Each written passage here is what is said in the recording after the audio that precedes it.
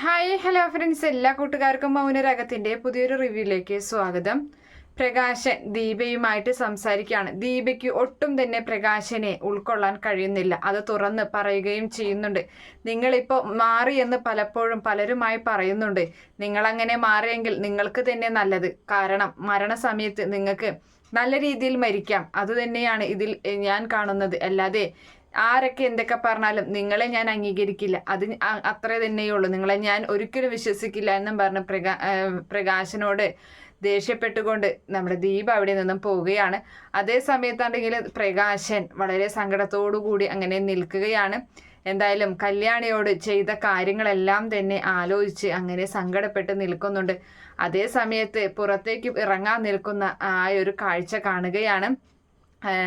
വേറൊന്നല്ല, നമ്മുടെ കല്യാണിയാണെങ്കിൽ ഇതിനിടയിൽ അമ്പലത്തിലൊക്കെ ഒന്ന് തൊഴാൻ വേണ്ടി നിൽക്കുകയാണ്. കാരണം അവളെ 18-ാം തീയതി എന്ന് പറയുന്നത് പിറ്റേ ദിവസമാണ്. ആ ദിവസമാണ് മെസ്സേജ് വന്നിട്ടുള്ളത് അവളെ കൊല ചെയ്യപ്പെടും എന്നുള്ളത്. അപ്പോൾ കാർത്തികയെയും കാണാനൊക്കെ ചെല്ലുന്നുണ്ട്. കാർത്തികയും അതുപോലെ കാദംബരിയും ഒക്കെ കൂടെ തന്നെയുണ്ട്. അപ്പോൾ 17-ാം തീയതിയാണ് ഇവർ എല്ലാവരും ചേർന്ന് അമ്പലത്തിലേക്ക് പോവാൻ നിൽക്കുന്നത്. അങ്ങനെ അവർ നല്ല സന്തോഷത്തോടെ ദീപ തിരികെ വീട്ടിലേക്ക് വന്നതിന് ശേഷം കുഞ്ഞിനെ ദീപയെ ഏൽപ്പിച്ച് കല്യാണി ഇറങ്ങുകയാണ്. അങ്ങനെ മൂന്ന് സഹോദരിമാരും ചേർന്ന് അമ്പലത്തിലേക്ക് വരുന്നുണ്ട്. ആ ഒരു കാഴ്ച നമ്മുടെ പ്രകാശൻ കാണുകയാണ്. പ്രകാശൻ്റെ ഉള്ളിൽ ഒരുപാട് സന്തോഷം തോന്നുകയാണ്. പ്രകാശൻ നേരെ അവരുടെ അരികിലേക്ക് ചെല്ലുന്നുണ്ട്. പ്രത്യേകിച്ച് കല്യാണിയെ കാണുമ്പോൾ, കല്യാണിയെ കാണണമെന്ന് ഇപ്പോഴും ആഗ്രഹിക്കുന്നുണ്ട്. അപ്പോൾ കണ്ടപ്പോൾ ഒരുപാട് സന്തോഷമാണ്. അങ്ങനെ അവരുടെ അരികിലേക്ക് എത്തുകയാണ്. അപ്പം ആ സമയത്ത് കല്യാണി ആദ്യത്തെ അത്ര അങ്ങ് ദേഷ്യപ്പെടുകയൊന്നും ചെയ്യുന്നില്ല. കാരണം നമ്മുടെ കിരൺ പറഞ്ഞിട്ടുണ്ടല്ലോ, ഇനിയിപ്പോൾ അയാളെ കണ്ടു കഴിഞ്ഞാൽ അത്ര അങ്ങ് ദേഷ്യപ്പെടേണ്ട, എന്തെങ്കിലും കൊടുക്കുകയാണെങ്കിൽ അങ്ങ് കൊടുത്ത് പറഞ്ഞയച്ചാൽ മതി എന്നാണല്ലോ പറഞ്ഞിട്ടുള്ളത്.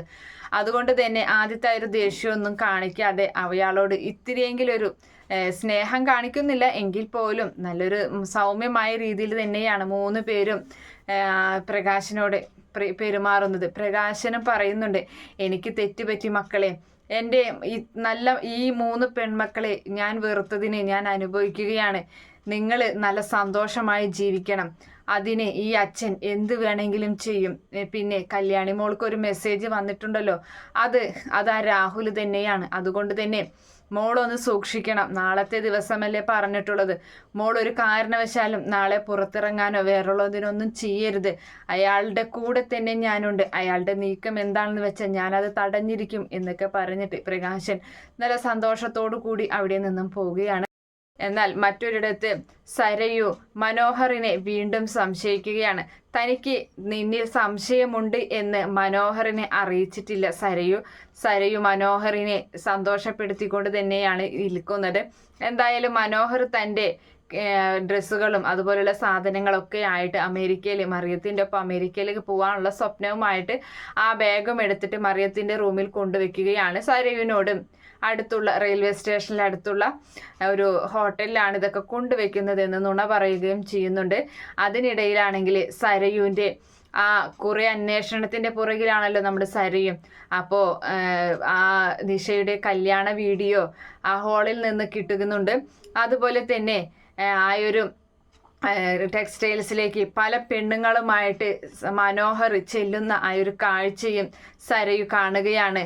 ആകെ ഹൃദയം പൊട്ടുന്ന രീതിയിലാണ് സരയു ആ ഒരു കാഴ്ച കാണുന്നതും കണ്ണീരോടുകൂടി തന്നെയാണ്.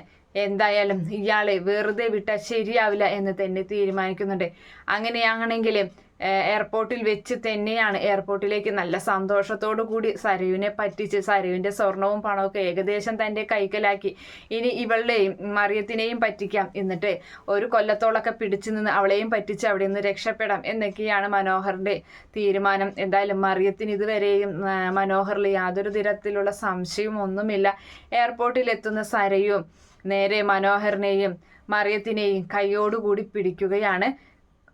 ഒന്നും ചോദിക്കുകയൊന്നും ചെയ്യാതെ പെട്ടെന്ന് തന്നെ മനോഹറിന്റെ കരണക്കുറ്റി നോക്കി സരയു അടിക്കുന്നുണ്ട്. അപ്പോൾ ആ സമയത്ത് മറിയം ഇടപെടുകയാണ്. എന്താ നിങ്ങൾ ഈ കാണിക്കുന്നത്? നിങ്ങൾ ആരാ? നിങ്ങൾക്ക് എന്താ ഭ്രാന്തുണ്ടോ എന്നൊക്കെ ചോദിക്കുകയാണ്. അപ്പോൾ ആ സമയത്ത് ഇതാണ് ഞാൻ പറഞ്ഞ എൻ്റെ മുറപ്പെണ്ണ്, എന്നെ കിട്ടാൻ വേണ്ടി നടക്കുന്നു എന്ന് പറഞ്ഞില്ലേ എന്നിങ്ങനെ മനോഹർ പറയുകയാണ്. അപ്പോൾ മുറപ്പെണ്ണോ എന്നൊക്കെ ചോദിച്ചിട്ട് അങ്ങനെ സരയു ആണെങ്കിൽ അവിടെ വെച്ച് ആകെ പ്രശ്നമാക്കുന്നുണ്ട്.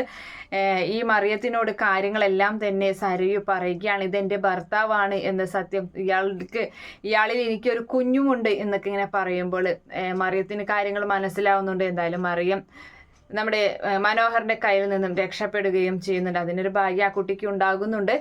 എന്തായാലും മനോഹറിന്റെ കാര്യത്തിൽ നല്ലൊരു തീരുമാനം എടുക്കുന്നുണ്ട്. അയാളെ തല്ലിച്ചതച്ച് പോലീസിൽ ഏൽപ്പിക്കുകയും അതുപോലെ തന്നെ തനിക്ക് കിട്ടേണ്ട ഭാഗ്യങ്ങളൊക്കെ നഷ്ടപ്പെട്ടു, താൻ ഒരു വട്ടപൂജ്യമായി എന്നറിയുമ്പോൾ സരയു ആണെങ്കിൽ അത് ഉൾക്കൊള്ളാൻ പോലും പറ്റാതെ ഒരു മാനസിക നിലയിലേക്ക് പോകുന്നുണ്ട്. ഇതേ സമയത്ത് രാഹുൽ ആണെങ്കിൽ തൻ്റെ മകൾക്ക് ചെറിയൊരു ആശ്വാസം, ചെറിയൊരു സന്തോഷം നൽകാൻ വേണ്ടിയിട്ട് കല്യാണിയെ കൊല്ലാൻ വേണ്ടി തീരുമാനിക്കുകയാണ്. അപ്പോൾ 18-ാം തീയതി കല്യാണിയെ പുറത്തിറങ്ങാൻ ആരും സമ്മതിക്കുന്നില്ല. ദീപയും അതുപോലെ തന്നെ രൂപയും ചന്ദ്രസേനനും എല്ലാവരും ആ വീട്ടിൽ തന്നെയുണ്ട്. രാത്രിയാകുന്നവരെയും കല്യാണിക്ക് യാതൊന്നും തന്നെ സംഭവിക്കുന്നില്ല. അങ്ങനെ അവരെല്ലാവരും തിരികെ വീട്ടിലേക്ക് പോവുകയാണ്. രൂപയും സേനനൊക്കെ വീട്ടിലേക്ക് പോകുന്നുണ്ട്. ആ ഒരു അവരൊക്കെ വിചാരിക്കുകയാണ് എന്തായാലും അവന് പറ്റിക്കാൻ വേണ്ടി, നമ്മളെ പേടിപ്പിക്കാൻ വേണ്ടി ചെയ്തതാണെന്നൊക്കെയാണ് അവർ പിന്നെ വിചാരിക്കുന്നത്.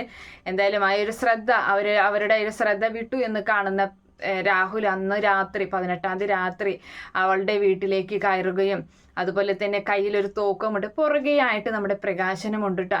അപ്പോൾ ആ തോക്ക് നമ്മുടെ കല്യാണിക്ക് നേരെ ചൂണ്ടുകയാണ്. കല്യാണി പേടിച്ച് വിറച്ച് നിൽക്കുന്നുണ്ട്. എന്തായാലും പ്രകാശൻ രാഹുലിന് 8ന്റെ പണിയാണ് കൊടുത്തിട്ടുള്ളത്. കാരണം ആ തോക്കിൽ ഒരു ഉണ്ട പോലും ഇല്ല. അതൊക്കെ എടുത്ത് നമ്മുടെ പ്രകാശം മാറ്റുന്നുണ്ട്.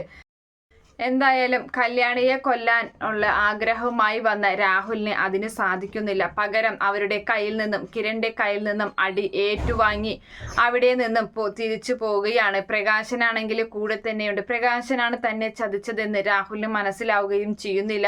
എല്ലാ കാര്യങ്ങളും പ്രകാശൻ അപ്പപ്പോ കിരണിനെ വിളിച്ച് അറിയിക്കുന്നുണ്ടായിരുന്നു.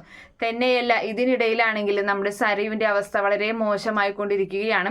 സരയുവിനെ മാനസിക നില തെറ്റുന്നത് പോലെയൊക്കെ തോന്നുന്നുണ്ട്. അതുപോലെ തന്നെ ശാരിക്കും സങ്കടം സഹിക്കാൻ പറ്റുന്നില്ല. രൂപയുമായി സ്നേഹത്തിലാവുകയാണെങ്കിൽ നമ്മുടെ മകൾക്ക് മറ്റൊരു ജീവിതം നമുക്ക് ഉണ്ടാക്കി കൊടുക്കാൻ സാധിക്കും. നമ്മുടെ മകളെ നല്ലൊരു ജീവിതത്തിലേക്ക് തിരിച്ചു കൊണ്ടുവരണം എന്നൊക്കെ ഇങ്ങനെ രാഹുലിനോട് ശാരി പറയുകയും ചെയ്യുന്നുണ്ട്. എന്തായാലും നമ്മുടെ കല്യാണിയെ രാഹുലിനൊന്നും ചെയ്യാൻ കഴിയുന്നില്ലെങ്കിലും വിക്രവും അതുപോലെ തന്നെ ഗംഗപ്രസാദും പെട്ടെന്ന് തന്നെ പരോളിൽ ഇറങ്ങുന്നുണ്ട്. അവരും ഇനിയിപ്പോൾ കല്യാണിയെ കൊല്ലണം, അതുപോലെ കാർത്തികയെ കൊല്ലണം എന്നുള്ള ഒരൊറ്റ ലക്ഷ്യത്തിൽ തന്നെയാണ് അവരും വരുന്നത്. അങ്ങനെ ഒരുപാട് ശത്രുക്കളുടെ ഇടയിലുള്ളൊരു ജീവിതമായി മാറുന്നുണ്ട് കല്യാണിയുടെയും കിരണിന്റെയും ഒക്കെ. അങ്ങനെ അവൻ്റെ കയ്യിൽ നിന്നും ഇതുപോലെ തന്നെ തലനാരിഴയ്ക്ക് രക്ഷപ്പെട്ട് അവർ വീണ്ടും ജയിലിലാവുന്നുണ്ട്. എന്തായാലും പ്രകാശൻ നമ്മുടെ വിക്രത്തിനെ ശരിക്കും ചതിക്കുന്നുണ്ട്. അവനെ 8ന്റെ പണി തന്നെയാണ് കൊടുക്കുന്നത്. തൻ്റെ മകളോടുള്ള സ്നേഹം വിക്രം കല്യാണിയെ ഉപദ്രവിക്കാൻ ശ്രമിക്കുന്നെന്ന് മനസ്സിലാക്കിയിട്ട് അവന് നല്ലൊരു പണി തന്നെയാണ് കൊടുക്കുന്നത് പ്രകാശൻ. ഇനി ഒരിക്കലും പ്രകാശൻ വിക്രത്തിനെ സ്നേഹിക്കുകയുമില്ല. എന്തായാലും അങ്ങനെയൊക്കെ ഒരു ഭാഗമാണ് അടുത്ത ആഴ്ചയിൽ കാണാൻ പോകുന്നത്. ഈ റിവ്യൂ ഇഷ്ടപ്പെടുകയാണെങ്കിൽ ഈ ചാനൽ ഒന്ന് സബ്സ്ക്രൈബ് ചെയ്ത് സപ്പോർട്ട് ചെയ്യുക. Okay friends, bye, thank U.